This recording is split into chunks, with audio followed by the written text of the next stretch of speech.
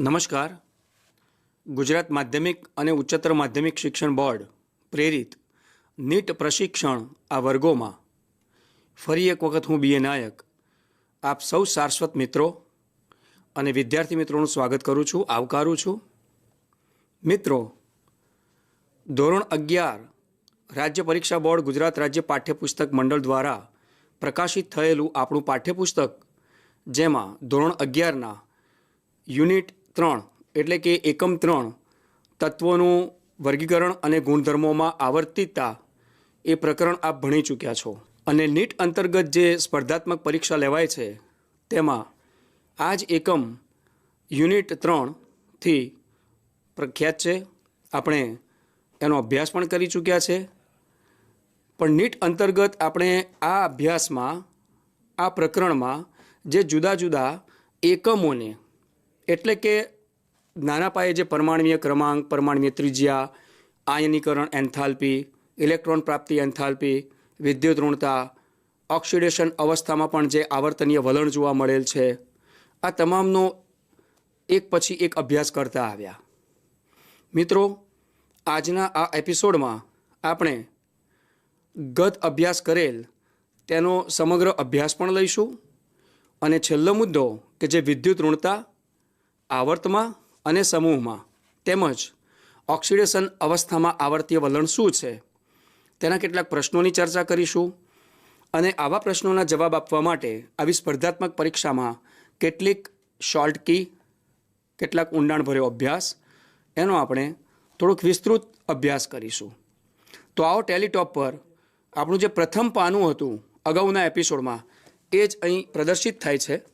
આધુનિક આવર્ત કોષ્ટકમાં જે આવર્તનીય વલણો હતા તેમાં આવર્તના તત્વોમાં તેમજ સમૂહના તત્વોમાં, આવર્તના તત્વોમાં ડાબીથી જમણી બાજુ જતા અને સમૂહના તત્વોમાં ઉપરથી નીચે ઉતરતા જે જુદા જુદા વલણો બતાવે છે, ગુણધર્મોમાં આવર્તિતતા બતાવે છે, તેનો અત્યાર સુધીના ભાગમાં એટલે કે એપિસોડમાં આપણે સૌ પ્રથમ પરમાણ્વીય ત્રિજ્યાનો અભ્યાસ કર્યો. આયનીકરણ ઉર્જા જે વધતી જાય છે અને સમૂહમાં શું અભ્યાસ થતો જાય છે તેનો અંતર્ગત અભ્યાસ કર્યો. ઇલેક્ટ્રોન બંધુતા, જેને કહેવાય કે ઇલેક્ટ્રોન પ્રાપ્તિ એન્થાલ્પી, એમાં પણ શું વધારો થતો જશે એનો પણ અભ્યાસ કર્યો. આજે મિત્રો આપણે વિદ્યુત ઋણતામાં શું ફેરફાર થશે, વિદ્યુત ઋણતા છે શું, એ ઉપરાંત સમૂહ અને આવર્તના તત્વોની ઓક્સિડેશન અવસ્થામાં પણ આવર્તનીય વલણ ચોક્કસ હોય છે તેનો પણ અભ્યાસ કરીશું. તો વિદ્યાર્થી મિત્રો, વિદ્યુત ઋણતા છે શું? વિદ્યુત ઋણતા એ રાસાયણિક બંધથી જોડાયેલા પરમાણુની બંધમાંના ભાગીદારીના ઇલેક્ટ્રોનને પોતાની તરફ આકર્ષવાની ક્ષમતા છે. એટલે કે એમ કહી શકાય કે કોઈ અણુમાં જે બે પરમાણુઓ એકબીજાની સાથે જોડાયેલા છે અને તેમાંના પરમાણુઓની જે બંધમાં ભાગ લીધેલા ઇલેક્ટ્રોન છે તેવા ઇલેક્ટ્રોનને પોતાની તરફ આકર્ષવાની એક ક્ષમતા છે, જે ક્ષમતા તેના પરમાણ્વીય કેન્દ્ર અને પરમાણ્વીય કેન્દ્રથી બહારની જે તેમની ઇલેક્ટ્રોન આકર્ષવાની ક્ષમતા પર આધારિત હોય છે. મિત્રો, આવી વિદ્યુત ઋણતાનું માપન કરવું એટલે પ્રાયોગિક મૂલ્ય પર આધારિત છે.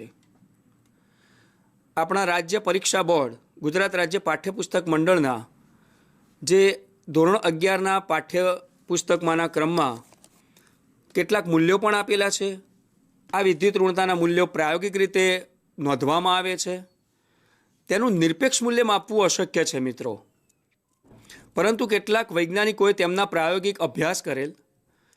આ વૈજ્ઞાનિકોમાંના પાઉલિંગ, મુલ્કિન જાફે તેમજ ઓલરેડ રોચોવ, આ વૈજ્ઞાનિકોના અભ્યાસ મોખરે છે. મિત્રો, વિદ્યુત ઋણતાનું નિરપેક્ષ મૂલ્ય માપવું અશક્ય છે, પરંતુ પ્રાયોગિક રીતે જેમ હમણાં કહ્યું તે પ્રમાણે પાઉલિંગ, મુલ્કિન જાફે અને ઓલરેડ રોચોવ એમના માપક્રમ જાણીતા છે, જેમાં આ તમામ અભ્યાસક્રમમાં ખૂબ મોખરે હોય તેવો પાઉલિંગ માપક્રમ છે. મિત્રો, ટેલીટોપની આ અત્યારે પેપર પ્રિન્ટમાં આપ દેખી શકો છો કે પાઉલિંગ માપક્રમ એ કઈ રીતે માપવામાં આવેલ છે. તેનો વ્યાપક ઉપયોગ પણ એટલો જ અદ્યતન છે અને ઉપયોગી પણ છે. મિત્રો, પાઉલિંગ માપક્રમ માટે એક ફોર્મ્યુલા આપેલી છે, XA minus XB is equal to 0.208 root delta E. એટલે કે આ ડેલ્ટા E છે શું, આ XA અને XB છે શું? તો XA અને XB એ અનુક્રમે A અને B ની વિદ્યુત ઋણતા છે. હવે આવી વિદ્યુત ઋણતાના પ્રાયોગિક મૂલ્યોના માપન માટે ડેલ્ટા Eનું મૂલ્ય હોવું પણ જરૂરી છે. અહીં delta E is equal to delta AB. આ A અને B શું છે? તો A અને B એ A અને XB માટેની જાણીતી A અને B ની વિદ્યુત ઋણતા છે. હવે મિત્રો, એ માપવા માટે EAB minus into bracket EAA, એટલે કે મિત્રો આ જે XA પરમાણુ છે તેની જ વિદ્યુત ઋણતા મલ્ટીપ્લાય EBB રેસ ટુ 1/2, જે અત્યાર સુધીમાં ફલિત કર્યું તેની અહીંયા સમજ લખેલી છે. EAB એટલે કે A અને B વચ્ચેની બંધ ઉર્જા છે. EAA એટલે કે A અને A માટેની બંધ ઉર્જા છે. તે જ રીતે EBB એ B અને B વચ્ચેની બંધ ઉર્જા છે. આ બંધ ઉર્જાના મૂલ્યો ઇલેક્ટ્રોન વોલ્ટ પર મોલમાં લેવામાં આવતા હોય છે. એટલે જનરલી આપણા ગુજરાત રાજ્ય માધ્યમિક શિક્ષણ બોર્ડ GSEBના અભ્યાસક્રમ પ્રમાણે આપણા પાઠ્યપુસ્તકમાં અત્યારે જોવા જઈએ તો કદાચ આપણા વિદ્યાર્થીઓ આપ સૌને તમને કદાચ આ અજુગતું અને અજાણ્યું લાગશે, પરંતુ આગળના અભ્યાસક્રમોમાં અને સ્પર્ધાત્મક પરીક્ષાઓમાં ક્યારેક કોઈક વખતે આટલી ફોર્મ્યુલા પૂછાતી હોય છે. ફરી એક વખતે ફોર્મ્યુલા પર આપ નજર રાખશો, તેને નોંધી લેવા પ્રયત્ન કરશો. આપ નોટ અને પેન લઈને જ બેઠા હશો. XA minus XB is equal to 0.208 root delta E. અને આ પ્રમાણે આપણે તેમના પાઉલિંગ માપક્રમ પ્રમાણે માપન કરીએ છીએ. મિત્રો, આ વિદ્યુત ઋણતા અંતર્ગત હજુ થોડોક ઊંડાણમાં અભ્યાસ કરીએ તો વિદ્યુત ઋણતા માટે પાઉલિંગ માપક્રમ મુજબ હાઇડ્રોજન, કાર્બન અને ફ્લોરિનની વિદ્યુત ઋણતા અનુક્રમે 2.1, 2.5 અને 4.0 ને પ્રમાણિત માનવામાં આવેલી છે.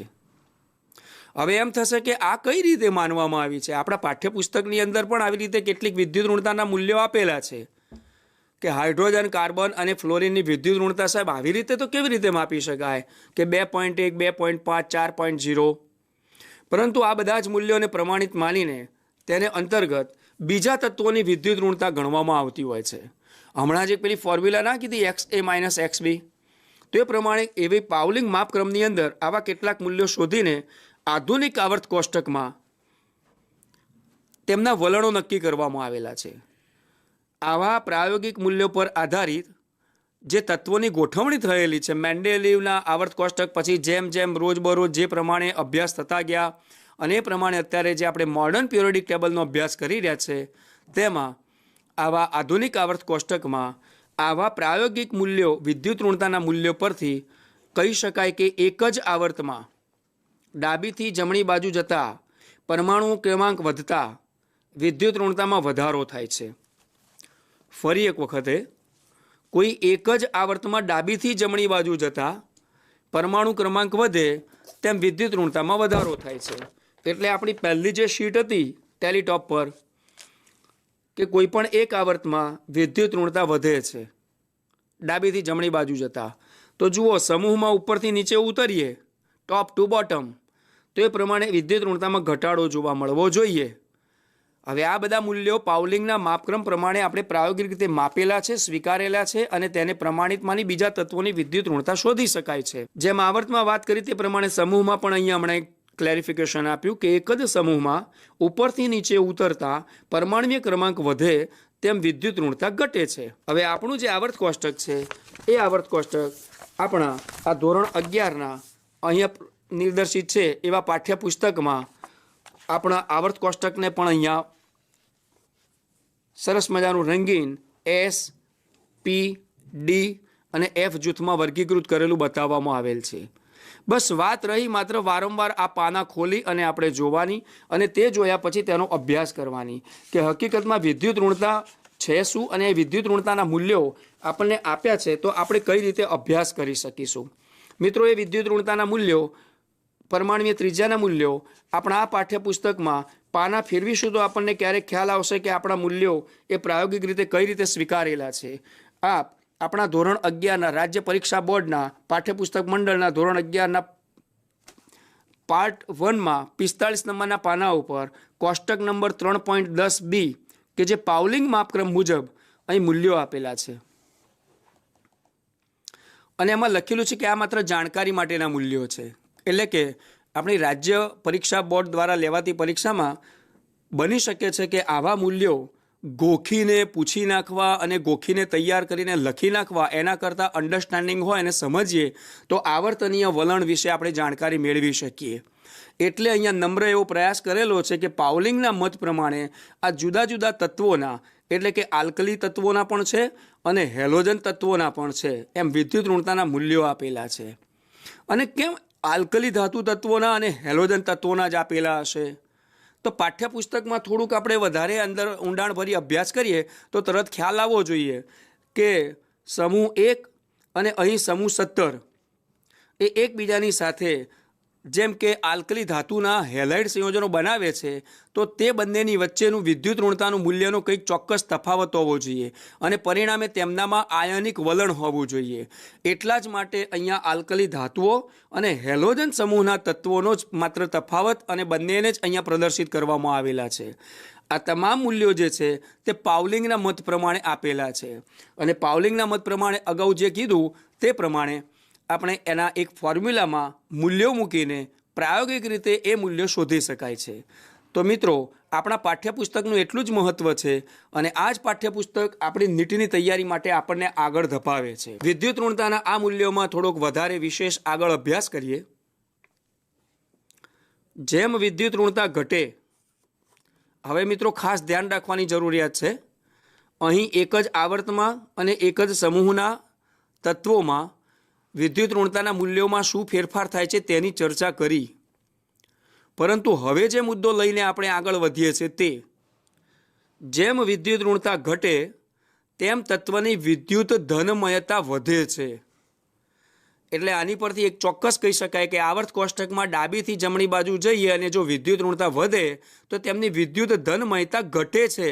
आ परथी नक्की थाय के आवर्त कोष्टकमां डाबीथी जमणी बाजू जईए तो धात्विक गुणधर्म घटे अने अधात्विक गुणधर्म वधे। मित्रों, खरेखर आ विद्युत ऋणतानो जे गुणधर्म छे एनी लाक्षणिकता छे एनी परथी तो धात्विक अने अधात्विक गुणधर्मो पण अभ्यास करी शकाय छे। एना जेवुं ज एक बीजुं स्टेटमेंट तेनाथी विरुद्ध छे। जुओ, जेम विद्युत ऋणता वधे तेम तत्वनी विद्युत धनमयता घटे छे। कोई एक ज आवર્તમાં ડાબીથી જમણી બાજુ જઈએ તો વિદ્યુત ઋણતા વધવાની છે। મિત્રો, પાઉલિંગના મત પ્રમાણે આપણને પ્રાયોગિક મૂલ્યો આપ્યા। આપણા પાઠ્યપુસ્તકમાં પણ આપણે આલ્કલી ધાતુ અને હેલોજન તત્વોના વિદ્યુત ઋણતાના મૂલ્યોનો તફાવતનો આપણે અભ્યાસ કર્યો, મૂલ્યો જાણ્યા। તો આ પરથી એમ કહી શકીએ કે આવર્ત કોષ્ટકમાં ડાબીથી જમણી બાજુ જતાની સાથે જ વિદ્યુત ઋણતામાં વધારો થાય છે, તો વિદ્યુત ધનમયતામાં ઘટાડો થાય છે। હવે જેમ વિદ્યુત ઋણતા વધે તેમ તત્વની વિદ્યુત ધનમયતા ઘટી। હવે વિદ્યુત ધનમયતા ઘટી એનો મતલબ કે તે લોકો અધાતુ બનતા જાય છે। परिणामे तत्वનું अधात्वीय लक्षण वधे अने धात्वीय लक्षण घटे छे। एटले आ गुणधर्मने आधारे केटलीक लाक्षणिकताओनो अभ्यास थाय छे। एटले क्यारेक कोईक वखते कोई एक स्टेटमेंट क्वेश्चन्स पूछी शकाय के आवर्तनीय वलणना केटलाक गुणधर्मो ए कोटलाक तत्वोना लक्षणोने बदले छे अथवा तो केटलाक गुणधर्मो ते तेमना लक्षणों बतावे छे। जेम के अधात्वीय होवुं लक्षण, धात्विक लक्षण होवुं ए विद्युत ऋणताना गुणधर्म अने लाक्षणिकता पर आधारित छे।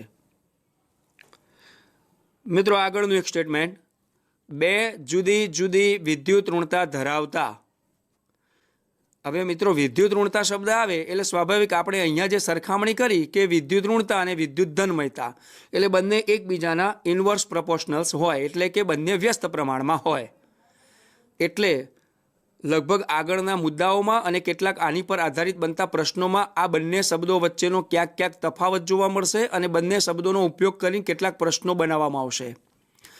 કે વિદ્યુત ઋણતા ધરાવતા, કૌંસમાં લખ્યું છે વિદ્યુત ધનમયતા, પરમાણુઓ રાસાયણિક બંધથી જોડાય ત્યારે બંધના ઇલેક્ટ્રોન યુગ્મ એ વધુ વિદ્યુત ઋણતા ધરાવતા પરમાણુની નજીક ગોઠવાય છે. ખૂબ સાચી વાત છે મિત્રો આ. અને તેથી શું થાય? તો તેથી વધુ વિદ્યુત ઋણતા ધરાવતા પરમાણુ પર આંશિક ઋણ વીજભાર ઉદ્ભવે છે. જેમ કે HCl, H પ્લસ આપણે માઇનસ ડેલ્ટા પ્લસ ડેલ્ટા લખીએ છીએ અને Cl માટે માઇનસ ડેલ્ટા લખીએ છીએ.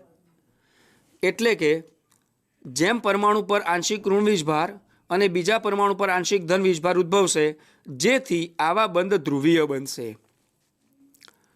મિત્રો આપણે ઘણા ચેપ્ટર ભણતા આવ્યા છે, પરમાણ્વીય બંધન, રાસાયણિક બંધન અને આણ્વીય રચના, દ્રવ્ય અવસ્થા, જેમાં બંધની ધ્રુવીયતા વિશે અભ્યાસ થયેલો છે.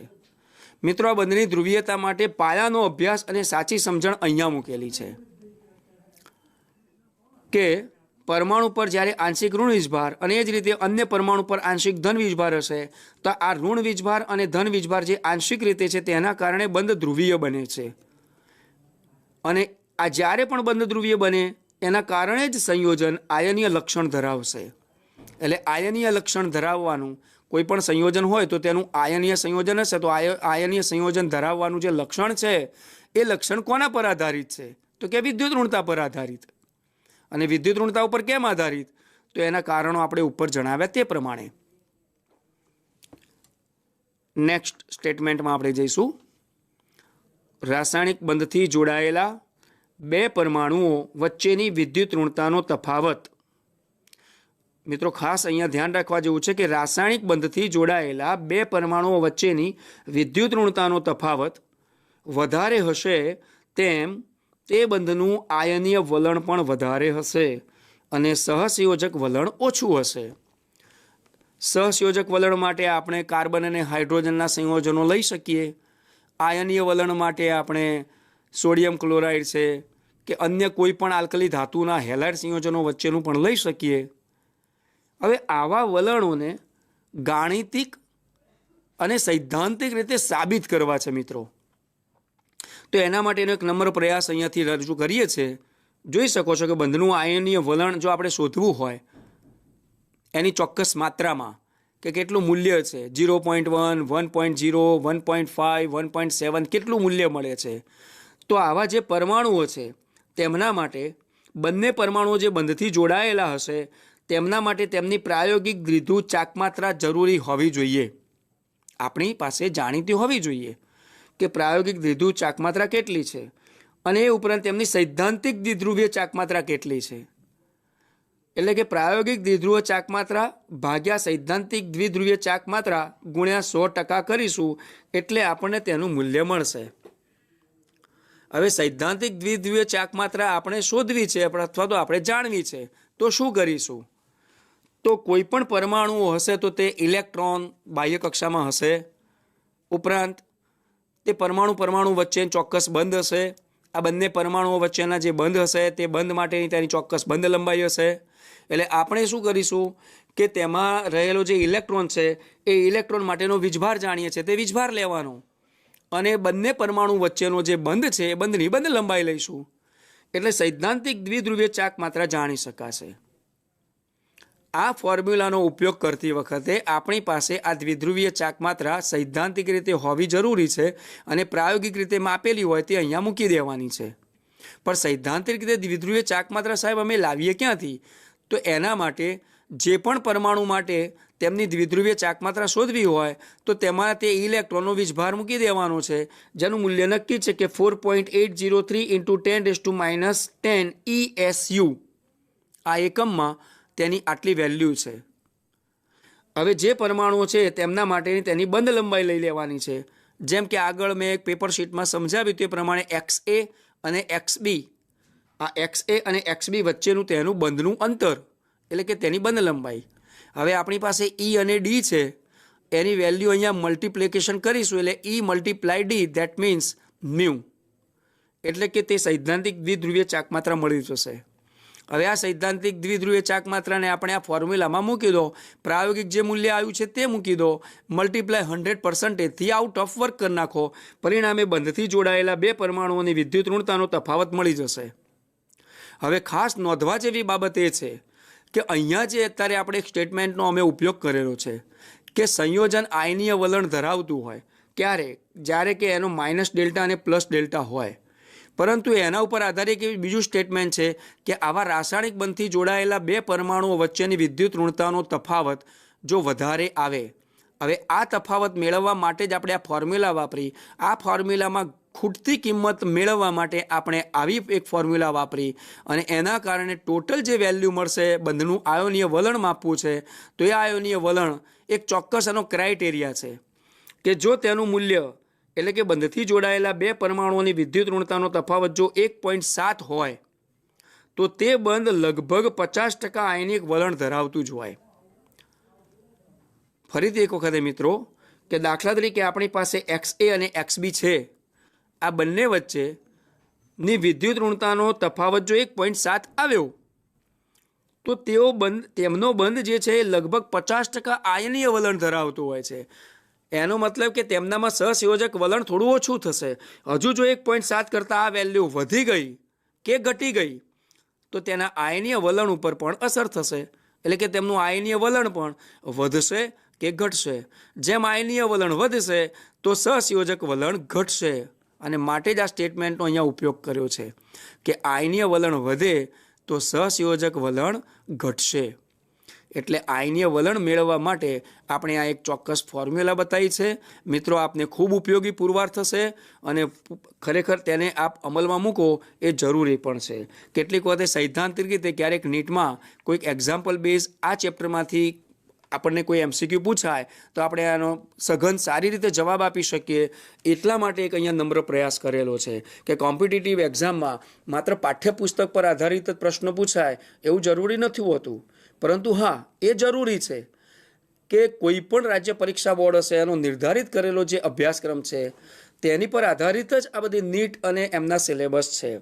એટલે અગાઉ પણ જે અભ્યાસ કર્યો તે પ્રમાણે આપણું આ પ્રકરણ ધોરણ 11ના પાઠ્યપુસ્તકમાં એકમ 3થી જાણીતું છે અને નીટના અભ્યાસક્રમમાં પણ આ જ પ્રકરણ એ એકમ 3થી જાણીતું છે. આજે આપણે આ વિદ્યુત ઋણતા વિશે જે અભ્યાસ કરીએ છીએ એના વિશે હવે થોડાક પ્રશ્નોની ચર્ચા કરીશું મિત્રો. હવે ખાસ ધ્યાનપૂર્વક આપ નોટ અને પેન લઈને બેઠા હોય તો જવાબ આપવા માટે પણ રેડી થઈ જાઓ મિત્રો. એક આવર્તીય વલણ, વિદ્યુત ઋણતા અને આ વિદ્યુત ઋણતા પર આધારિત અત્યાર સુધી આપણે જે અભ્યાસ કર્યો, આપની શાળાઓમાં અભ્યાસ કર્યો, આપ જે પણ કોચિંગ લઈને બેઠા હશો, પરંતુ કેટલાક આ પ્રશ્નો જે છે એ આપને ખૂબ ઉપયોગી પુરવાર થશે. પ્રશ્ન નંબર 1 છે, વિદ્યુત ઋણતા એ શાની ક્ષમતાનું માપ છે?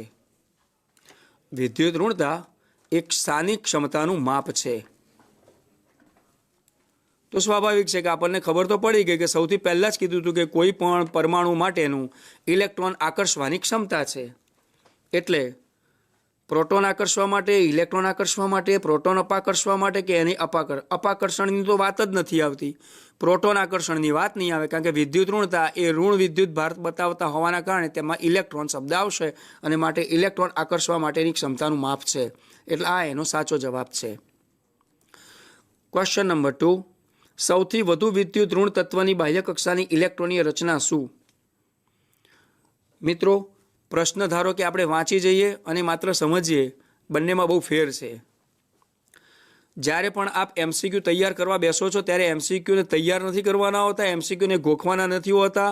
એમસીક્યુ કયા ટોપિક પરથી બને છે, એમસીક્યુ માટે એ ટોપિક કયો હતો, એ ટોપિકનું અન્ડરસ્ટેન્ડિંગ આપણી પાસે કેટલું છે, એ અન્ડરસ્ટેન્ડિંગ કર્યા પછી એને કઈ રીતે એપ્લાય કરી શકાય છે, એટલે કે ઉપયોજન. એટલે ક્યારેક તમારી સ્કિલનો પણ ઉપયોગ થશે કે વિદ્યુત ઋણતાનો મુદ્દો ચાલે છે તો આ વિદ્યુત ઋણતાના મુદ્દા પ્રમાણે આપણે આધુનિક આવર્ત કોષ્ટકનો અભ્યાસ કરેલો હશે. મિત્રો, આવા આધુનિક આવર્ત કોષ્ટક આપણી શાળામાં પ્રયોગશાળામાં પણ ક્યાંક ચિપકાવેલા હશે ચાર્ટ સ્વરૂપે. આપણે આપના ટ્યુટર, આપના ટીચર્સ પણ ક્લાસરૂમની અંદર આવા આવર્ત કોષ્ટકનો ચાર્ટ લાવીને અભ્યાસ કરાવતા હશે, જેમાં ઘણી બધી વેલ્યુ લખેલી હોય છે. આ બધી વેલ્યુ આપણે ગોખવાની જરૂર નથી. શિક્ષક મિત્ર પણ એ વેલ્યુ તમારી સમક્ષ બોલશે, તે ચાર્ટમાંથી જોઈને બોલશે. તો અમારે પણ એઝ અ ટીચર તરીકે એ મૂલ્યને ગોખીને તમારી આગળ ઇમ્પ્રેશન પાડવાની જરૂરિયાત નહોતી અને નથી, પરંતુ એ મૂલ્યો ઉપરથી આપણે કંઈક સમજી શકીએ છીએ, સમજીને આપણે એને એપ્લાય કરી શકીએ છીએ અને આપણી સ્કિલનો ઉપયોગ કરી આવા ક્વેશ્ચન્સના આપણે આન્સર આપી શકીશું. હવે અગાઉ પણ એક કીધું હતું ને આજે પણ ટકોર કરું છું કે નીટ સ્પર્ધાત્મક પરીક્ષામાં પ્રશ્નોનો જવાબ તો દરેક વિદ્યાર્થીઓ લગભગ આપી શકે છે અને સાચાની નજીકમાં આપી શકે છે અને સાચો પણ આપી શકે છે. સાચાની નજીકમાં આપવો અને સાચો જ આપવો બંનેમાં ફેર છે. હવે સાચો આપે છે એ વિદ્યાર્થી મિત્રો એ ખૂબ ઓછા સમયમાં ઝડપથી તેના જવાબને નક્કી કરી અને તેનું બ્લેક બબલ્સ કરતા હોય છે, જ્યારે સાચાની નજીકમાં હોય એ લોકોને ઘણી વાર લાગે છે. તો હવે આપણે નિર્ધારિત મિનિટ્સમાં નિર્ધારિત કરેલા પ્રશ્નોના જે જવાબો આપવા છે, આવડત આવી ગઈ પણ સ્પીડ રાખવી વધારે જરૂર છે. અહીં ખાસ નોંધવું જરૂરી છે કે અત્યારે સમજાવતી વખતે અમે કદાચ સમય લઈએ છીએ, પરંતુ પ્રશ્નોનો જવાબ નક્કી કરતી વખતે આપણે ખૂબ ઝડપથી એનો જવાબ નક્કી કરી અને વળી પાછું આપણે એનું ત્રીજું કામ કરવાનું છે, OMR શીટમાં તેને બ્લેક બબલ કરવું. ચલો મિત્રો, આગળનો પ્રશ્નનો અભ્યાસ કરીએ. સૌથી વધુ વિદ્યુત ઋણ તત્વની બાહ્ય કક્ષાની ઇલેક્ટ્રોનની રચના શું છે? તો સ્વાભાવિક છે કે સૌથી વધારેમાં વધારે વિદ્યુત ઋણ તત્વ એ આવર્ત કોષ્ટકના જમણી બાજુએ, એટલે કે આવર્ત કોષ્ટકના જમણી બાજુના છેડે હોય. હવે શૂન્ય સમૂહનો છે એ તો આખો નોબેલ ગેસ છે, બધા ઇનર્ટ ગેસ છે. તો આ ઇનર્ટ ગેસ જે છે એટલે સ્વાભાવિક છે કે તેની NH2NP6 એ તો આવે જ નહીં. તો 17મો સમૂહ જ આવે. તો 17મા સમૂહની બાહ્ય કક્ષાની ઇલેક્ટ્રોન રચના આપણે સ્વીકારી રહી કે 7 ઇલેક્ટ્રોન વાળો NH2NP5 હોય એ ચર્ચા કરવી પડે. તો જોઈ લઈએ આપણે NH2NP5 એનો સાચો જવાબ છે. નેક્સ્ટ ક્વેશ્ચન, કયા આવર્તનીય ગુણધર્મને એકમ નથી? તો સ્વાભાવિક છે કે વિદ્યુત ઋણતાનો હમણાં જે મુદ્દો ચર્ચા કરી અને ક્યાં એકમ છે?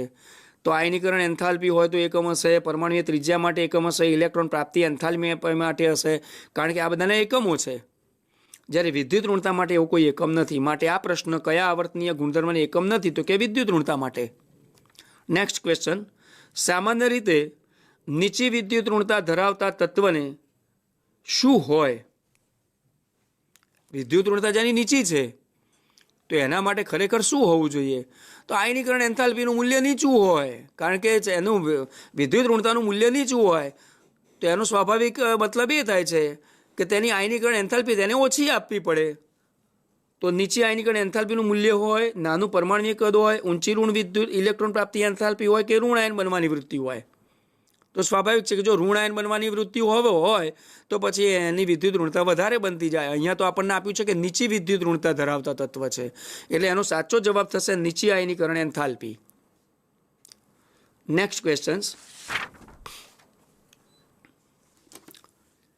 આવર્ત કોષ્ટકમાં ડાબીથી જમણી બાજુ જતા તત્વોમાં શું થાય? આ પ્રશ્નની લગભગ અહીંયા આ લેવલે કે ચર્ચા કરવા જેવી મને નથી લાગતી. આપના માટે ક્વેશ્ચન છે વિદ્યાર્થી મિત્રો, આપના માટે આ ક્વેશ્ચન્સ છે. ધાત્વિક ગુણધર્મ ઘટે, અધાતુ ગુણ ઘટે, વિદ્યુત ઋણતા ઘટે કે વિદ્યુત ધનમયતા ઘટે? તો આવર્ત કોષ્ટકમાં ડાબીથી જમણી બાજુ ગયા એટલે કે વિદ્યુત ઋણતામાં વધારો થયો, પણ અહીંયા કોઈ ઓપ્શન આપણને જોવા નથી મળતો કે વિદ્યુત ઋણતામાં વધારો થાય. અહીંયા આપણને એવો ઓપ્શન જોવા મળે છે કે વિદ્યુત ધનમયતા ઘટે. તો બંને એકબીજાના ઇન્વર્સ પ્રોપોર્શનલ છે. મેં તમને અગાઉ વાત કરી હતી, તો સાચી વાત છે કે વિદ્યુત ધનમયતા ઘટશે. નેક્સ્ટ ક્વેશ્ચન, કયા સમૂહના તત્વો સૌથી વધુ વિદ્યુત ધનમય છે? કયા સમૂહના તત્વો સૌથી વધુ વિદ્યુત ધનમય છે? તો સૌથી વધારે વિદ્યુત ધનમય હોય એનો મતલબ કે તેમની વિદ્યુત ઋણતા સૌથી ઓછી હોય. સૌથી ઓછી વિદ્યુત ઋણતા કોની હોય? જેમ સૌથી વધુ વિદ્યુત ઋણતા આપણા હેલોજન સમૂહની છે, તેમ સૌથી ઓછી વિદ્યુત ઋણતા પેલા પાવલિંગના માપક્રમના પ્રાયોગિક મૂલ્ય પરથી આપણે નક્કી કર્યું. ગોખવાની જરૂર નહોતી એને, પણ સમજણની જરૂર હતી. તો આલ્કલી ધાતુ તત્વો. આલ્કલી ધાતુ તત્વો એટલે કયો સમૂહ થયો? પ્રથમ સમૂહ. ચલો જોઈએ આપણે ઓપ્શનમાં છે કે નહીં. કયા સમૂહના તત્વો સૌથી વધુ વિદ્યુત ધનમય છે? પ્રથમ સમૂહ, ચોથો સમૂહ, 15મો કે 17મો? આ પ્રથમ સમૂહ એ સાચો જવાબ છે. નેક્સ્ટ ક્વેશ્ચન, નીચેનામાંથી કયું તત્વ સૌથી વધારે વિદ્યુત ધનમય છે? હા, આ વાત હવે અગત્યની વાત આવી. આપણને ખબર હોવી જોઈએ મિત્રો કે આવર્ત કોષ્ટકમાં કયા તત્વો જનરલી ક્યાં મુકાયેલા છે. હવે મિત્રો આવો ક્વેશ્ચન ક્યારેક જો પૂછાતો હોય ને તો નક્કી છે કે વધુ પરમાણુય ક્રમાંક ધરાવતા તત્વો વિશે લગભગ તમને નહીં પૂછાય, કારણ કે વિદ્યાર્થી ક્યારેય આવર્ત કોષ્ટકને ગોખતો નથી અને મિત્રો ગોખવાનું પણ નથી.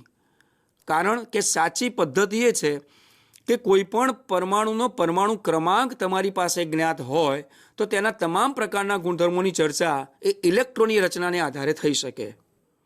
ફરી એક વખતે કહું છું કે આવર્ત કોષ્ટકમાં રહેલા તત્વો ગોખવાની કોઈ જરૂરિયાત નથી, પરંતુ જો કોઈ તત્વની સંજ્ઞા હોય તો તેનું નામ જાણકારી હોવી જોઈએ અને બને ત્યાં સુધી ઓછા પરમાણુ ક્રમાંક ધરાવતા તત્વોના નામ અને પરમાણુ ક્રમાંક ખબર હોવી જોઈએ.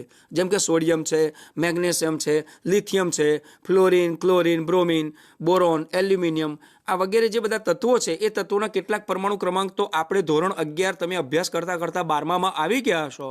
પછી જ નીટ પરીક્ષા આપવાની છે ને મિત્રો, એટલે ત્યાં સુધીમાં તો તમારી પાસે આવા પરમાણુ ક્રમાંક અને તત્વો વિશે જાણકારી હશે જ. એટલે અત્યારે જે પ્રશ્ન મૂક્યો છે એમાં થોડુંક જ વિચારવાનું કે કઈ બાજુ આપણું આ તત્વ રહેલું હશે. જોઈએ આપણે પ્રશ્નને. નીચેનામાંથી કયું તત્વ સૌથી વધારે વિદ્યુત ધનમય છે? જો સૌથી વધારે વિદ્યુત ધનમય હોય તો એનો મતલબ એ થયો કે તેની વિદ્યુત ઋણતા સૌથી ઓછી હોય.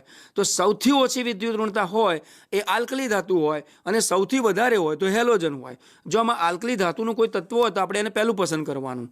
જુઓ, સોડિયમ, મેગ્નેશિયમ, એલ્યુમિનિયમ અને સિલિકોન. મેગ્નેશિયમ છે પણ આલ્કલાઇન અર્ધ ધાતુ છે, જ્યારે સોડિયમ છે આલ્કલી છે. તો આ આપણો સાચો જવાબ થયો.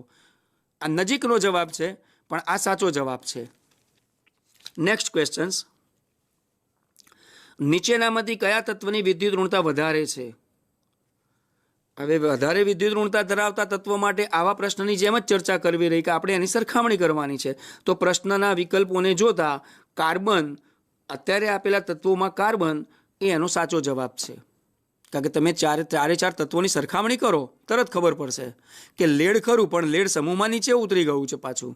હવે વિદ્યુત ઋણતા વધારે છે તેના માટે એવું કે આવર્તમાં ડાબીથી જમણી બાજુ જઈએ અને સમૂહમાં નીચેથી ઉપરની તરફ જઈએ અને જેનો ટોપ પર નંબર આવે તે તત્વ સાચું. મિત્રો ફરી એક વખતે આ સ્ટેટમેન્ટ વાપરું છું કે જ્યારે વિદ્યુત ઋણતા પર આધારિત કોઈની સરખામણી કરવાની હોય ત્યારે આવર્તમાં ડાબીથી જમણી બાજુ જઈએ અને સમૂહમાં નીચેથી ઉપર તરફ જઈએ અને એ વખતે જ્યાં ક્રોસ થતો હોય અને જે તત્વ ત્યાં આગળ મળતું હોય તો એ તત્વ અન્ય તત્વોની સરખામણી આપણે કહી શકાય કે તત્વનો ક્રમાંક અહીંયા આપણે પસંદ કરવાનો. નેક્સ્ટ ક્વેશ્ચન, તત્વોની વિદ્યુત ઋણતાનો કયો ઉતરતો ક્રમ સાચો છે? મિત્રો આવા ક્વેશ્ચન્સ ખાસ ધ્યાન રાખજો. નીટ બેઝ કોમ્પિટિટિવ એક્ઝામ્સની અંદર ઘણા બધા તત્વોની અંદર ચડતો ઉતરતો ક્રમ આપેલો હોય છે. તત્વોની વિદ્યુત ઋણતાનો કયો ઉતરતો ક્રમ સાચો છે? જુઓ, મેગ્નેશિયમ, સિલિકોન, એલ્યુમિનિયમ અને ફોસ્ફરસ. તો અહીંયા વળી પાછા તત્વો બદલાય છે. હવે આ તત્વો કયા આવર્તમાં રહેલા છે એ તમને ચોક્કસ ખબર હોવી જોઈએ. હવે આવો જવાબ મેળવવા માટે થોડોક સમય માગી લેશે. હવે આ સમય માગી લે તો વિદ્યુત ઋણતાનો ઉતરતો ક્રમ પૂછ્યો છે. ઉતરતો ક્રમ દેટ મીન્સ કે દરેક જુદા જુદા આવર્તમાંના તત્વો પણ હોવા જોઈએ, હોઈ શકે છે. પણ વધારે સાચો જવાબ આપણે જો કદાચ એમાં પસંદ કરીએ અને કોઈ એક જ સમૂહમાં આપ્યો હોય ઉપરથી નીચે ઉતરતા તો એને સાચો માનવાનો, અથવા તો કોઈ એક જ આવર્તમાં જમણીથી ડાબી બાજુનો તત્વો બતાવેલા હોય તો પણ સાચો માનવાનો. પણ એવું તો અહીંયા આપ્યું જ નહીં હોય કે કોઈ એક આવર્તમાં જમણીથી ડાબી બાજુ જતું હોય, કારણ કે આપણને વિદ્યુત ઋણતાનો મુદ્દો પૂછ્યો છે, પાછો ઉતરતો ક્રમ પૂછ્યો છે. એટલે 100% કોઈક વિકલ્પ સમૂહ માટેનો આપેલો હોવો જ જોઈએ. તો જોઈએ કોઈ એક જ સમૂહમાં હોય એવા દેખાય છે ક્યાંય? આ રહ્યા જુઓ, ફ્લોરિન, ક્લોરિન, બ્રોમિન ને આયોડિન, એક જ સમૂહ, 17મો સમૂહ હેલોજન ઉતરે છે ને, એટલે આ વિકલ્પ આપણા માટે સાચો. નેક્સ્ટ ક્વેશ્ચન્સ, વિદ્યુત ઋણતાનો કયો ચડતો ક્રમ સાચો છે? તો આના માટે વળી પાછું આપણે એક જ વસ્તુ વિચારવાની કે કયો આવર્ત બનશે. હવે અહીંયા આવર્ત પ્રમાણે જોવું પડશે આપણે કે કોઈ ચોક્કસ આવર્ત હોય અથવા તો કોઈ અન્ય જુદા જુદા પરમાણુઓ લીધેલા હોય અને દરેક પરમાણુને ક્યાંક ક્યાંક કોઈક સમૂહમાં ગોઠવી નાખ્યા હોય. તો જુઓ, સલ્ફર, બિસ્મથ, ફોસ્ફરસ ને ક્લોરીન. તો આ ક્રમ એનો ખોટો આવે છે. બિસ્મથ, ફોસ્ફરસ, સલ્ફર અને ક્લોરીન. આ વાત સાચી આવશે એવું જણાય છે, પણ હજુ આગળના બે વિકલ્પ આપણે પસંદ કરવાના જ પાછા. તો અહીંયા એ નથી આવતો, બી વિકલ્પ પણ સાચો નથી, સી અત્યારે તો સાચો લાગે છે, પણ આપણે ડી ચકાસીએ. ચલો, ક્લોરીન, સલ્ફર, બિસ્મથ અને ફોસ્ફરસ. હા, તો આ પણ નથી યોગ્ય. એટલે આ વિકલ્પ આપણા માટે યોગ્ય છે. બિસ્મથ, પી, એસ અને સીએલ, આ ચડતો ક્રમ સાચો છે. ક્લોરીનની વિદ્યુત ઋણતા સૌથી વધારે, એના પછી સલ્ફરની, પછી એનાથી ઉતરતી ફોસ્ફરસ ને પછી અહીંયા બિસ્મથ, જે સૌથી નીચેનું તત્વ છે આ જ સમૂહમાં. એટલે મિત્રો આ પ્રમાણે થોડીક વાર લાગશે. વાર એટલે આવા ક્વેશ્ચન્સમાં મિત્રો, બાકી અમુક ક્વેશ્ચન્સની અંદર આપણને બહુ વાર ના લાગવી જોઈએ. એટલે કેટલુંક કેલ્ક્યુલેશનથી પણ ચાલવાનું છે. મિત્રો અત્યાર સુધી મેં જે વાત કરી તે વિદ્યુત ઋણતાની વાત કરેલી છે.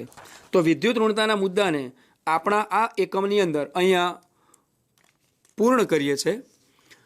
વિદ્યુત ઋણતા વિશે આપે સઘન અને વધુ અભ્યાસ કર્યો એવું જો ફલિત થતું હોય તો આપ કોમ્પિટિટિવ એક્ઝામની કેટલીક પાઠ્યપુસ્તક મંડળ દ્વારા પણ પ્રકાશિત થયેલી છે.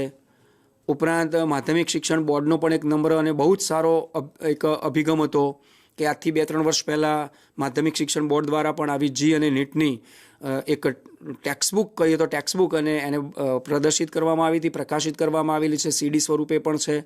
બરાબર, તો એનો આપ અભ્યાસ કરી શકો છો કે જેના કારણે આપે જે અત્યારે અભ્યાસ લીધો, આપે જે અત્યારે જ્ઞાન મેળવ્યું અને એના પર આધારિત આપ જુદા જુદા એમસીક્યુ જેને કહેવાય વેરિયેબલ વેરિએશનવાળા ક્વેશ્ચન્સનો અભ્યાસ કરશો અને જેટલો સઘન પ્રયત્ન કરશો એટલા જ આ મુદ્દાઓ તમારા સત્વરે ઝડપથી તૈયાર થશે.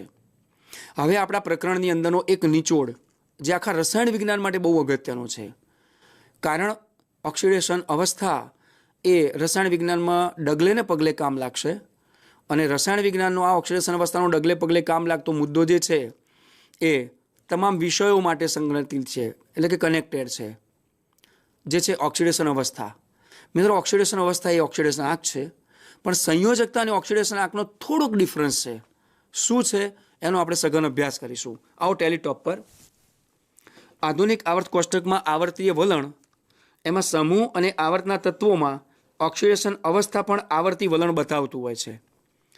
ક્યારેક તે પોતાનો ક્રાઇટેરિયા હોય છે કે ભાઈ કાર્બન હોય તો +4 થી -4, એટલે કે તે તેમની ચતુસંયોજકતા તરીકે વર્તે છે, પરંતુ તેમાં તેમનો ઓક્સિડેશન આંક છુપાયેલો હોય છે અને તે તેના સંયોજનો પર આધારિત હોય છે કે તેના જુદા જુદા સંયોજનો કેવા, જેમ કે CH4 મિથેન પણ છે અને CCl4 કાર્બન ટેટ્રાક્લોરાઇડ પણ છે. આ બંનેમાં કાર્બનનો ઓક્સિડેશન આંક અલગ અલગ તમને દેખાઈ આવશે. તો આ ઓક્સિડેશન આંક કે ઓક્સિડેશન અવસ્થા છે શું, કઈ રીતે આપણે એને સમજીશું, સંયોજકતા અને ઓક્સિડેશન આંક વચ્ચેનો તફાવત શું, ચાલો આપણે થોડોક ઊંડાણ ભર્યો અભ્યાસ કરીએ. મિત્રો ઓક્સિડેશન અવસ્થામાં આવર્તી વલણ કેમ જોવા મળે છે? તે બાહ્ય કક્ષાની ઇલેક્ટ્રોન રચનાને આધારે મેળવાય છે. બાહ્ય કક્ષાની ઇલેક્ટ્રોન રચનાને આધારે જ ઓક્સિડેશન અવસ્થામાં આવર્તી વલણ જોવા મળે છે. અને જ્યારે ચોથો આવર્ત શરૂ થશે આવર્ત કોષ્ટકમાં, એટલે કે જ્યાં સ્ક્રીનિંગ ઇફેક્ટ લાગુ પડશે, તો સ્ક્રીનિંગ ઇફેક્ટ પણ એટલી જ અગત્યની એક પરિબળ તરીકે પુરવાર થનારી અસર છે. એટલે કે બાહ્ય કક્ષાની ઇલેક્ટ્રોન રચનાને આધારે તેમજ સ્ક્રીનિંગ અસરને આધારે આપણે જુદા જુદા સમૂહોમાં તેમની બાહ્યતમ કક્ષાની સામાન્ય ઇલેક્ટ્રોન રચનાનો અભ્યાસ કરીશું. તેમની સંયોજકતા, ઇલેક્ટ્રોન સંખ્યા પણ આપણે અભ્યાસ કરીશું અને માટે તેમની ઓક્સિડેશન સ્થિતિ શું છે. સૌથી પહેલો સમૂહ 1A, એટલે કે પહેલો સમૂહ. સમૂહ એટલે ઊભો એક કોલમ આપણે કહીએ છીએ આવર્ત કોષ્ટકમાં.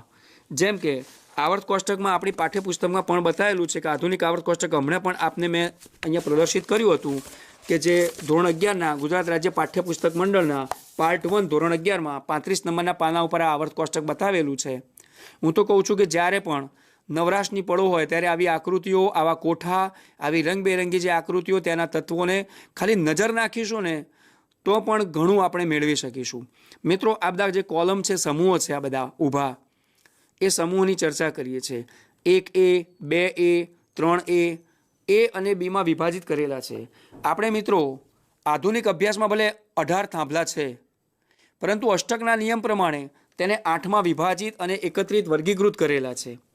તો જોઈએ આપણે સમૂહ પહેલો બાહ્યતમ કક્ષાની ઇલેક્ટ્રોન રચના NS1, કારણ કે તેની સંયોજકતા કક્ષામાં ઇલેક્ટ્રોનની સંખ્યા એક જ હોય એટલે એ લોકોની ઓક્સિડેશન સ્થિતિ પણ માત્ર +1 જ હશે. મિત્રો, આવા તત્વો આલ્કલી તત્વો તરીકે ઓળખાતા હોય છે. આટલી આ એક આડી લાઈન જે અભ્યાસ કરાવરાયો સમૂહ 1A એનો સમૂહ પહેલો કહેવાય, તેની આ બાહ્યતમ કક્ષાની ઇલેક્ટ્રોન રચના છે. એ ઉપરાંત તેની સંયોજકતા કક્ષાના ઇલેક્ટ્રોનની સંખ્યા 1 થાય, આ +1 છે, એમને આલ્કલી તત્વો કહેવાય. આ આડી લાઈનમાંથી શક્ય તેટલા MCQ બની શકે છે મિત્રો, અને આપણે જવાબ આપી શકીએ. એટલે આખા પ્રકરણમાંથી ઓક્સિડેશન અવસ્થા, ઇલેક્ટ્રોન રચના, સમૂહોની સંખ્યા કે આ સમૂહો કયા નામે ઓળખાય છે તે માત્ર ને માત્ર અત્યારે અહીંયા આ બાયસેક દ્વારા માધ્યમિક શિક્ષણ અને ઉચ્ચતર માધ્યમિક શિક્ષણ બોર્ડના અંતર્ગત આ નીટ પ્રશિક્ષણની અંદરથી જ માત્ર મળી શકે તેવું છે મિત્રો. જુઓ કેમ, તો માત્ર એક જ પેપર શીટની અંદર માત્ર એક આ ટેકનિકલ, એક શોર્ટ્સ આ તમને સ્કીમ અને એક આ શોર્ટ મેથડ બતાવેલી છે કે આવું આપ પણ કરી શકો છો. આપના શિક્ષક સાહેબો પાસે રહી અને આપ પણ આવા ફોર્મ્યુલાઓ બનાવી શકો છો. અને જો અત્યારે આપ બેઠા હોય તો આપ આને નોંધી પણ લેશો. મિત્રો, સમૂહ બીજો 2A થી ઓળખાશે. તેની બાહ્યતમ કક્ષાની ઇલેક્ટ્રોન રચના NS2, સંયોજકતા કક્ષામાંના ઇલેક્ટ્રોનની સંખ્યા તેની 2, એટલે એક સાથે તેના 2 ઇલેક્ટ્રોન તે પોતે દૂર કરી શકે છે. જેમ કે Be, Mg એ બધા +2 છે. આવા તત્વો તેમની +2 ઓક્સિડેશન અવસ્થા બતાવશે. એટલે માઇનસ બતાવવાનો તો કંઈ અહીંયા અવકાશ જ નથી રહેતો. આવા તત્વો એ પૃથ્વીમાં આલ્કલાઇન અર્થ ધાતુ તત્વો તરીકે ઓળખાયેલા તત્વો છે. જુઓ, એટલે એને આલ્કલાઇન અર્થ ધાતુ તત્વો કહીએ છીએ. અહીંયા ટૂંકમાં બતાવેલું છે જગ્યાના અભાવે, પરંતુ આ તત્વો આલ્કલાઇન અર્થ ધાતુ તત્વો તરીકે ઓળખાશે. એટલે આખો સમૂહ પણ આલ્કલાઇન અર્થ ધાતુ તત્વોનો સમૂહ કહેવાશે. આગળ અભ્યાસ કરીશું. હવે સીધો સમૂહ 13 આવશે. આ 13 હવે થશે સાહેબ 1, 2 અને સીધો 13, તો વચ્ચે 3 થી માંડી અને 12 સુધી ક્યાં ગયા બધા? વિદ્યાર્થી મિત્રો, આપણા આધુનિક આવર્ત કોષ્ટકમાં S વિભાગના તત્વો, P વિભાગના તત્વો, D વિભાગના તત્વો અને F વિભાગના તત્વો છે. ફરી પાછું હું આપણી પાઠ્યપુસ્તકનું આવર્ત કોષ્ટક બતાવી રહ્યો છું. જો આ પહેલો સમૂહ, આ બીજો સમૂહ છે. હવે સીધો જ અહીંયા તમને એમ લાગશે સાહેબ 13, 14, 15, 16, 17 અને 18 કેમ બતાવ્યા? તો અહીં વચ્ચે D વિભાગની અંદર કુલ 10 થાંભલા એટલે કે સ્તંભ એટલે કે ઊભા સમૂહ છે. એટલે પહેલો, બીજો, પછી આને પણ ત્રીજો ગણી શકાય, આને ચોથો ગણી શકાય. આ બધા એમાં વર્ગીકૃત કરેલા છે અને અહીંયાથી બધા બીમાં વર્ગીકૃત કરેલા છે. હવે આ વર્ગીકરણ ધાતુ, અધાતુ અને સંક્રાંતિ ધાતુ તરીકે કરેલું છે મિત્રો. એટલે સ્વાભાવિક છે કે 1, 2 તો આને 3 સમજવો છે. હા સમજો, આમાંથી -10 કરો. જુઓ, મળી જશે. હવે તમને ખ્યાલ આવ્યો કે સાહેબ આમાંથી -10 શા માટે કરવા પડ્યા? તો વચ્ચે 10 તત્વો જે D વિભાગના છે એને બાદ કરી નાખ્યા, બચેલી સંખ્યા 3 આવી, તો બાહ્ય કક્ષામાંના સંયોજકતા ઇલેક્ટ્રોનની સંખ્યા 3 મળી ગઈ. ઓકે, સમૂહ 3B તૈયાર થઈ ગયો કે જે 13મો સમૂહ છે, એમાંથી 10 બાદ કર્યા. મિત્રો, હવે વારંવાર આની રજૂઆત નહીં કરીએ, કારણ કે દરેકમાં આ કોમન ફોર્મ્યુલા છે કે 18માંથી 10 બાદ કરો તો 8 મળશે. એ પ્રમાણે 15માંથી 10 બાદ કરો તો 5 મળશે. તો તેની બાહ્ય કક્ષામાં ઇલેક્ટ્રોનની સંખ્યા 5. એટલે મિત્રો, આ તમારા માટે બહુ સરળ થઈ ગઈ વસ્તુ. અને તેથી તમે જુઓ સલંગ 1, 2, 3, 4, 5, 6, 7 ને 8. આ કેમિસ્ટ્રીનો મેજિક કહો તો મેજિક, અને મેજિકની અંદર કેમિસ્ટ્રી કહો તો કેમિસ્ટ્રી. હકીકતમાં મેજિક કંઈ છે જ નહીં, કેમિસ્ટ્રી જ છે. કારણ કે કેમિસ્ટ્રી એટલે કેમિસ્ટ પરથી ઉતરી આવેલો શબ્દ, અને કેમિસ્ટ એટલે કિમિયાગર, અને કિમિયાગર એટલે કિમિયા બતાવવાની અથવા તો તકનીકી બતાવવાની એક એની પ્રયુક્તિઓનું શાસ્ત્ર. એટલે આ એક પ્રકારની પ્રયુક્તિઓ બતાવી રહ્યા છે અમે મિત્રો, કે જ્યારે નીટની પરીક્ષા આપણે જે વખતે એટેન્ડ કરતા હોઈએ ત્યારે આપણે કઈ ટેકનિકથી સરળતાથી ઝડપથી જવાબ આપી શકીશું. ચાલો મિત્રો, આપણે સમૂહમાં આગળ વધીએ. એની બાહ્યતમ કક્ષાની સામાન્ય ઇલેક્ટ્રોન રચના NS2 NP1 છે. બાહ્ય કક્ષામાં 3 ઇલેક્ટ્રોન છે, એટલે એમાં +1 પણ આવી શકે અને +3. હવે +1 કેમ આવે? ખાસ ધ્યાન રાખજો, મારી સ્કેચ પેનથી જે હું પોઇન્ટરથી બતાવું છું, આ +1 એટલે કે P કક્ષકમાંથી પણ એક ઇલેક્ટ્રોન દૂર થઈ શકે છે, પરંતુ એક સાથે જો 3 ઇલેક્ટ્રોન દૂર કરી શકાય તો +3 મળશે. એટલે એની 2 ઓક્સિડેશન અવસ્થાઓ અહીંયા જ્ઞાત છે. આવો જે સમૂહ છે એ બોરોન સમૂહના નામે ઓળખાય છે. નેક્સ્ટ 4B 1 2 3 4 5 6 7 અને 8મો છે શૂન્ય સમૂહનો છે. એટલે હવે વારે વારે આને અહીંયા ઉલ્લેખ નહીં કરીએ, આપણે આ સમૂહ તરીકે આગળ જઈશું. 14મો સમૂહ -10 કરો, ચોથો આવી જશે. બાહ્ય કક્ષામાં 4 ઇલેક્ટ્રોન, અહીંયા પીમાં એક ઇલેક્ટ્રોન ઉમેરાતો જશે. એટલે એક કોમન ફોર્મ્યુલા થઈ ગઈ, સિમ્પલ મેથેમેટિક્સ. NS2 કોમન થઈ ગઈ અને પી કક્ષકમાં એક ઇલેક્ટ્રોન વધતો જશે. એટલે બહુ ટૂંક સમયમાં હવે આપણે આ પેપર શીટનો અભ્યાસ પૂર્ણ કરી ઓક્સિડેશન અવસ્થા માટે થોડોક ઊંડાણભર્યો અભ્યાસ પણ કરવા આગળ વધીશું. તો આ પ્રમાણે બાહ્ય કક્ષાના જે ઇલેક્ટ્રોનની સંખ્યા છે, મુખ્ય મુદ્દો આની પર ધ્યાન રાખીશું. હવે જુઓ, 2 ઇલેક્ટ્રોન દૂર કરી શકે છે, સાથે 4 ઇલેક્ટ્રોન પણ દૂર કરી શકે છે. એટલે +4 અને +2 તો બની શકે છે, પરંતુ આમાં ઇલેક્ટ્રોન મેળવવાની પણ વૃત્તિઓ હોવાના કારણે તે -2 અને -4 આ ખૂબ અવ્વલ પ્રકારનો છે, જેનામાં કેટેનેશનનો ગુણધર્મ છે. અને આ સમૂહ કાર્બન સમૂહ તરીકે ઓળખાયેલો છે. 14મો સમૂહ છે. આધુનિક રીતે તેને 14મો સમૂહ, જે કાર્બનનો સમૂહ છે, કાર્બન સિલિકોન જર્મેનિયમ વાળો. આગળ અભ્યાસ કરીશું 15મો સમૂહ, જેની બાહ્ય કક્ષામાં 5 ઇલેક્ટ્રોન, NS2 NP3 તેની સામાન્ય ઇલેક્ટ્રોન રચના.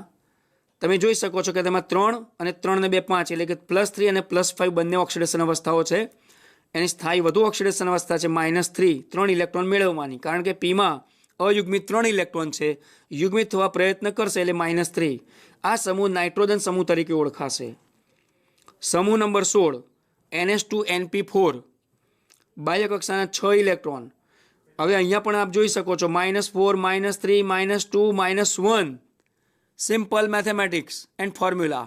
એટલે મિત્રો આ પ્રમાણે તેની વિશેષમાં વિશેષ ઓક્સિડેશન અવસ્થાઓ આપી શકશે કે હેલોજન સમૂહ -1 થી +7 સુધીની ઓક્સિડેશન અવસ્થા આપશે. અને ખૂબ અગત્યની એક વાત છે કે જનરલી આપણે વિચારતા આવીએ છીએ કે ઇનર્ટ ગેસ એટલે કે નિષ્ક્રિય વાયુઓ એ ક્યારે આયનિક સંયોજનો બનાવતા નથી, સહસંયોજક સંયોજનો પણ બનાવતા નથી. છતાંય તેમાં એક અપવાદ છે, જે મિત્રો તમે ધોરણ 12ના એક પી બ્લોક એલિમેન્ટ્સમાં પણ ભણશો, અથવા તો અત્યારે ભણી પણ ચૂક્યા હશો. જુઓ મિત્રો, શૂન્ય સમૂહમાં NS2 NP6 કંઈ મેળવવા વૃત્તિ નથી, કંઈ ગુમાવવાની વૃત્તિ નથી. તેમ છતાં તેમની આવી કેટલીક ઓક્સિડેશન અવસ્થાઓમાં ઝેનોન જે છે, ઝેનોન માત્ર એક તત્વ એવું છે જે ફ્લોરિન અને ઓક્સિજન સાથે એની કેટલીક આવી ઓક્સિડેશન અવસ્થાઓ બતાવી શકશે, અને માટે ઝેનોનના ફ્લોરાઇડ ઓક્સાઇડ સંયોજનો આપી શકે છે. મિત્રો, આવા શૂન્ય સમૂહના જે પણ તત્વો છે એ હવામાંથી પ્રાપ્ય થતા હોય તેનું એક બીજું નામ છે એરોજન્સ. શૂન્ય સમૂહ 18મો સમૂહ, જેની આ ઇલેક્ટ્રોન રચના છે, તે એરોજન્સના નામે પણ ઓળખાય છે. મિત્રો, ઓક્સિડેશન અવસ્થા બાબતમાં થોડીક વિશેષ અભ્યાસકીય માહિતી આપણે જોઈ લઈશું કે ઓક્સિડેશન આંક કે અવસ્થા છે શું. ઓક્સિડેશન આંક એ અણુમાં રહેલા પરમાણુ પરના વીજભારને ઓક્સિડેશન આંક તરીકે ઓળખવામાં આવે છે. મિત્રો, આપણે રેડોક્સ પ્રક્રિયાના પ્રકરણમાં પણ અભ્યાસ કરી ચૂક્યા છીએ. તટસ્થ પરમાણુની સાપેક્ષે મેળવાતા કે ગુમાવાતા ઇલેક્ટ્રોનની સંખ્યા એ જ તેનો ઓક્સિડેશન આંક.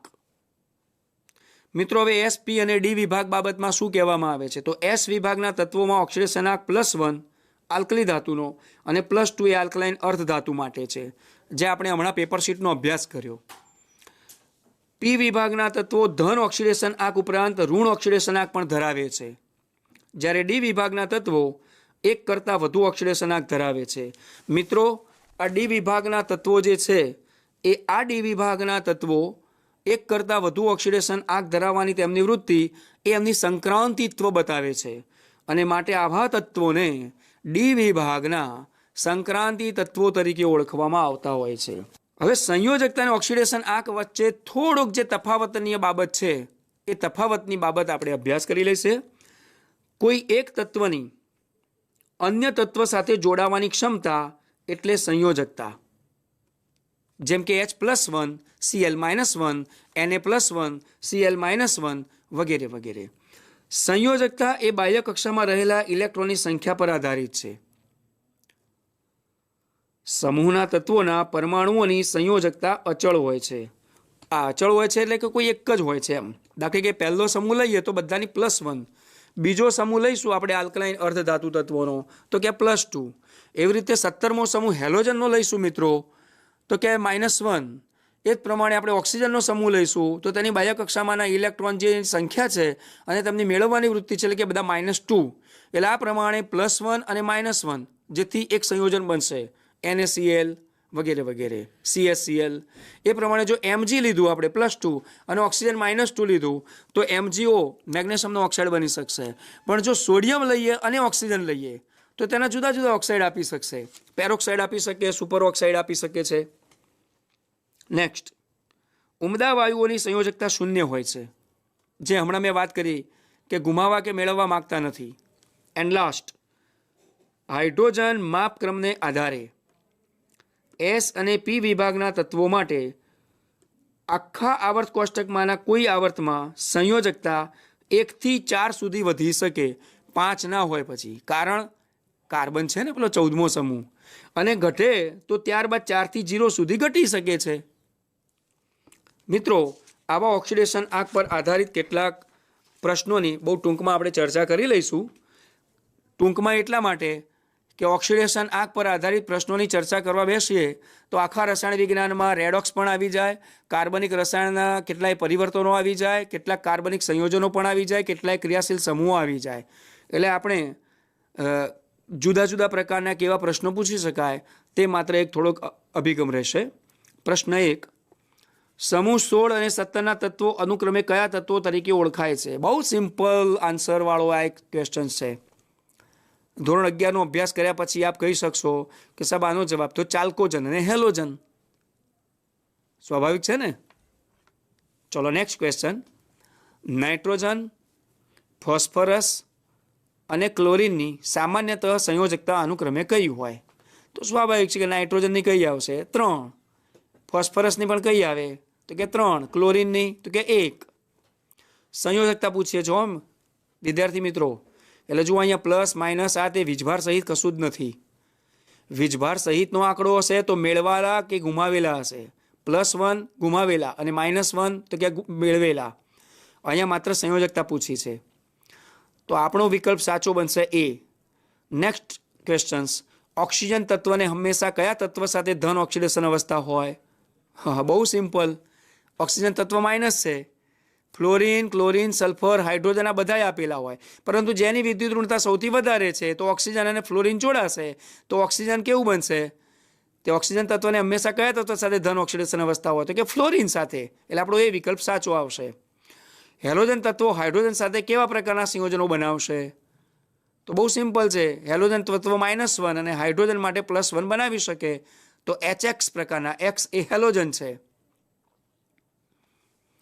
સમૂહ 13ના તત્વોના ઓક્સાઇડનું સામાન્ય સૂત્ર શું? મિત્રો, કોઈ ચર્ચા મારે કરવી નથી, તમે જાતે શોધી શકો એમ છો. કારણ કે સમૂહ 13 એટલે બાહ્ય કક્ષામાં શું હોય? કેટલા ઇલેક્ટ્રોન હશે? તો કે 3 ઇલેક્ટ્રોન હોય તો પછી આપણે એમના ઓક્સાઇડનું સૂત્ર બનાવવાનું છે તો ઓક્સિજન 3 મૂકી જ દેવા પડશે. અને કોઈ પણ એક આલ્કલી ધાતુ તત્વને તમે શોધી લો તો 3 ઓક્સિજન મૂકો તો 3 દુ -6 અને M જો હોય તો એના માટે આપણે M2O3 પ્રકારના સંયોજનો બનાવી શકાય. એટલે આપણો ડી વિકલ્પ સાચો છે. Last questions. એલ્યુમિનિયમ અને સલ્ફર બંને એક જ આવર્તના તત્વો છે. જુઓ, એલ્યુમિનિયમ અને સલ્ફર એક જ આવર્તમાં જશે ડાબીથી જમણી બાજુ. તો કયું સંયોજન બને? તો સ્વાભાવિક છે કે એલ્યુમિનિયમ +3 હોય અને S -2 હોય તો આ -2નો જે 2 છે એને એલ્યુમિનિયમ સાથે ગુણી નાખો અને એલ્યુમિનિયમનો +3 જે છે એ આંકને સલ્ફર સાથે ગુણી નાખો એટલે Al2S3. હવે આવો જો વિકલ્પ જ્યાં મળતો હોય એ વિકલ્પ આપણો સાચો. ફરી એક વખતે Al2S3 સાચો વિકલ્પ આવશે. Al2S3 આપણો આર્યો તો C વિકલ્પ સાચો. એટલે વિદ્યાર્થી મિત્રો, આવા તો ઘણા બધા MCQs બની શકશે. આ તો માત્ર MCQ બનાવીને જે ચર્ચા કરી અને આપને કઈ રીતે જવાબ આપી શકાય અને કેટલો ઝડપથી જવાબ આપી શકાય એ અંતર્ગત થોડાક આવા જુદા જુદા MCQની ચર્ચા હતી. બાકી હકીકતમાં નીટ બેઝ આપણે કોઈ પ્રશ્નોના જવાબ આપવા છે તો એ ટોપિકને કઈ રીતે સમજવો, એ ટોપિકમાં બીજું ઊંડાણભર્યું નોલેજ શું છે એ સંકલિત કરી તજજ્ઞોની પાસેથી પણ અને અહીંથી પણ એવા તજજ્ઞ દ્વારા માધ્યમિક અને ઉચ્ચતર માધ્યમિક શિક્ષણ બોર્ડનો આ એક બહુ સારો અને સરસ અભિગમ છે કે બાયસેગ દ્વારા આપ સૌને આપણે સૌ એકત્રિત થઈ શકીએ અને નિત નવા કંઈક ને કંઈક તજજ્ઞો પાસેથી આપણે સારું અને ખૂબ સઘન ઊંડાણભર્યું આવું નીટ કનેક્ટેડ જ્ઞાન મેળવી શકીએ. તો આજે અહીં તત્વોનું વર્ગીકરણ અને ગુણધર્મોમાં આવર્તિતતા આ પ્રકરણ કુલ 5 ભાગમાં અહીંથી પ્રસારિત કરવામાં આવેલ જે અહીં પૂર્ણ થાય છે. આશા રાખીએ છીએ કે આપ આ પ્રકરણનો અભ્યાસ કરી સૌ વિદ્યાર્થી મિત્રો ખૂબ ઉચ્ચ ગુણવત્તા પ્રાપ્ત કરશો. નમસ્કાર.